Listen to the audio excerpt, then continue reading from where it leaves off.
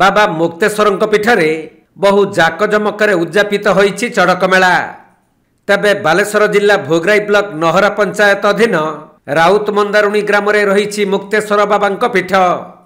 एही पीठर नील पर्व अवसर रे एक साधारण सभार आयोजन होइथिला।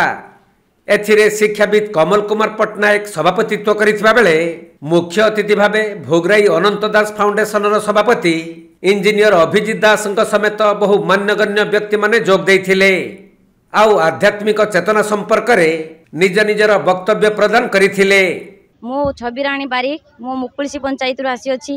मो बाबा मुक्तेश्वर को पाखरे पैता धारण करछि 2 वर्ष होला। मोर सोनिया थिला तेणु मो सेइथिरे उपभोक्त हेबारु बाबा को आशीर्वाद रु मु आउ द्वितीय वर्ष प्रथम वर्ष करथिली एबे द्वितीय वर्ष करछि। बाबा को इच्छा रो मु जते वर्ष मोर जीवन थिबो मु सेते वर्ष ए बाबा को पीठरे मु पैता धारण करिवि।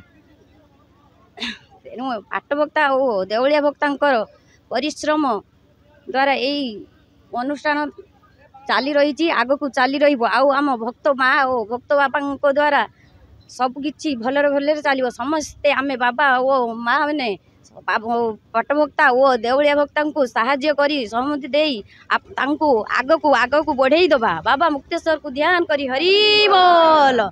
तबे नील पर्व परदिन पाट पर्व अनुष्ठित होइथिबा बेले एथिरे उक्त ग्राम सहित बहु दूर दूरांतर भक्त माने आसी पैता धारण करिथिले। एही पाट पर्व अवसर रे समस्त भक्त माने वाद्य यंत्र ताले ताले बाबा मुक्तेश्वर जयध्वनि देई ग्राम परिक्रमा करिथिले। नमस्कार, मु आसीची डेम्बुरिया पंचायत रु नाप डेम्बुरिया पंचायत रु मु बाबा पीठ को ए प्रथम वर्ष पैता धारण करिछि। आउ एठी जे सब मु आसिक देखली बाबांकर देवलिया भक्त बाबा माने शिक्षा गुरु आउ पाठ भक्ता कर नीतिक्रम का सब बहुत भलरे चलछि। भगवान तांकु आहुरी आग को नहीं जांतु। आउ मु भाबुची आग वर्ष माने मोर जीवन थिबा जा कि बंची थिबा जा मु एठी आसी पैता धारण करूथिबी। आ तांकर परिश्रम आ कष्ट चेष्टा जेमती चाली अछि एमिति भगवान करंतु। बाबा मुक्तेश्वर करंतु एमिति चली थाउ कार्यक्रम। मु एतिकी कोई मोर व्यक्त को शेष करूछि। तबे एही पाट यात्रा रे मुख्य आकर्षण थिला सुसज्जित कंठाधारी नृत्य एवं पारंपरिक आदिवासी नृत्य।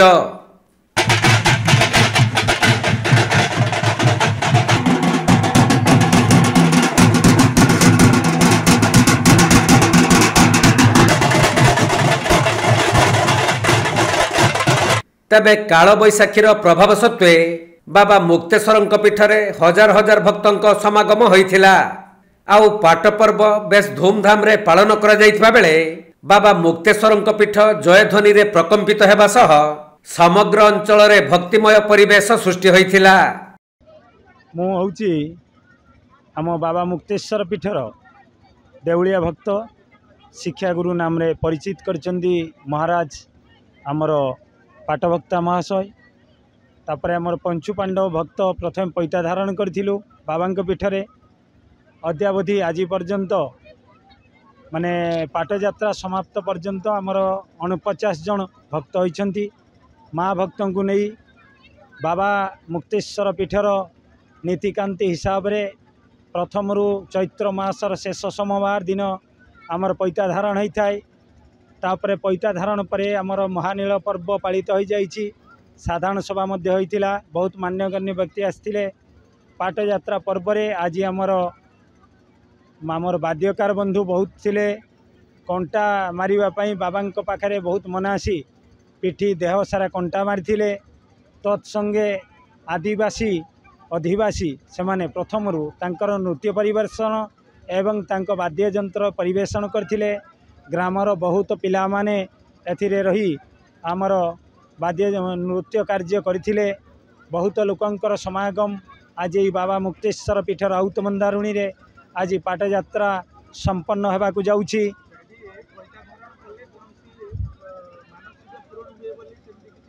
अच्छी अच्छी आप ये बाबा पाखे अद्य जो भक्त पैता धारण करती मानसिक करती तांकर निश्चित फल मिले। फल न मिले किसी न कहले संदेह नहीं समस्त को फल मिले। एथिरे मुख्य आकर्षण आमर कंटा मारी देह सारा कंटा मारी जो भक्त माने आसीथिले बहुत दूररू कंटा मारी तांकर देह सारा कंटा माने तांकर व्यथा नहीं किछि नहीं। बाबांकर ये सब होउची महिमा बाबांकर महिमा बहुत वाद्ययंत्र परिवेषण मध्य भक्त माने करुथुले तेणु एटा होउची मुख्य आकर्षण।